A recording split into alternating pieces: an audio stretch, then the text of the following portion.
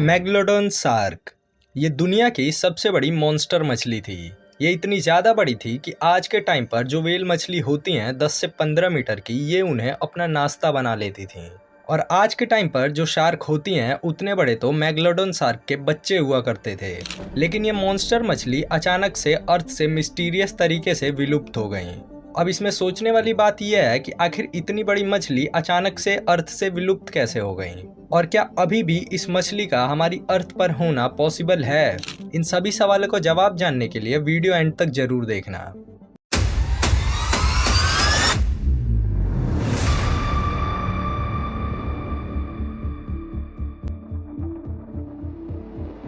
तो देखो, साइंटिस्ट के अकॉर्डिंग आज से लगभग 25-30 लाख साल पहले मेगलोडॉन शार्क जिंदा थी। इसके अलावा इस शार्क के ऑर्गेनिज्म से हमें ये पता चलता है कि लगभग 2.5-3 करोड़ साल पहले ये शार्क अर्थ पर आई थी। और इस शार्क के ऑर्गेनिज्म अंटार्कटिका को छोड़कर हर जगह पाए गए हैं। और हैरान करने वाली बात यह है कि इस शार्क के अवशेषों को बंगाल की खाड़ी में भी देखा गया है। एंड इस शार्क के ऊपर हुए रिसर्च से ये पता चलता है कि इन शार्क की एवरेज जो लेंथ थी वो लगभग 10.2 मीटर तक रही होगी। हालांकि कुछ अवशेषों से ये पता चलता है कि इन मछली की सबसे बड़ी प्रजाति की शार्क की जो लेंथ थी वो लगभग 17.9 मीटर तक रही होगी। और आप ये जानकर हैरान हो जाओगे कि कुछ साइंटिस्ट ये मानते हैं कि सबसे बड़ी मेगलोडॉन शार्क की लेंथ 25 मीटर्स तक हो सकती है।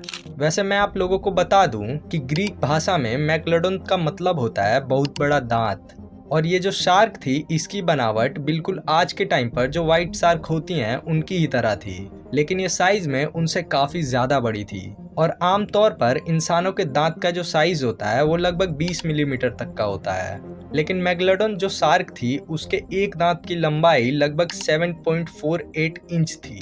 यानी कि आज के टाइम पर जो शार्क होती हैं उनकी जो दांत की एवरेज हाइट होती है वो होती है 3 इंच। और मेगलोडॉन शार्क के दांत की लेंथ उनके दुगने से भी ज़्यादा थी। अब बात कर लेते हैं कि आखिर इतनी बड़ी मछली अचानक से मिस्टीरियस तरीके से अर्थ से विलुप्त कैसे हो गई। तो देखो, साइंटिस्ट के अकॉर्डिंग आज से 26 लाख साल पहले समुद्र का पानी अचानक से ठंडा होने लगा। और जो मेगलोडॉन शार्क थी उनको आमतौर पर गर्म पानी में रहना पसंद था, लेकिन समुद्र के ठंडे पानी के चलते इन मछलियों का समुद्र में रहना काफ़ी हार्ड हो गया और ये उसी समय से ही धीरे धीरे विलुप्त होने लगी। और एक थियरी ये है कि मेगलोडॉन जो शार्क थी उनके एक दिन में लगभग 1 टन खाने की ज़रूरत होती थी, लेकिन धीरे धीरे समुद्र में खाने की कमी होने लगी, जिस वजह से ये भूख के मारे धीरे धीरे विलुप्त होने लगी। अब बात कर लेते हैं कि क्या अभी इस मॉन्स्टर शार्क का अर्थ पर होना पॉसिबल है। तो देखो, अगर अर्थ पर सबसे मिस्टीरियस कोई चीज है ना तो वो है समुद्र, क्योंकि अभी हमारा साइंस चाहे कितना ही डेवलप क्यों ना हो गया हो, लेकिन साइंटिस्ट अभी समुद्र के बारे में बस 5% ही जानते हैं, जो कि काफी हैरान करने वाली बात है। और ऐसे में मेगलोडॉन शार्क के एग्जिस्टेंस को नकार देना काफी गलत होगा।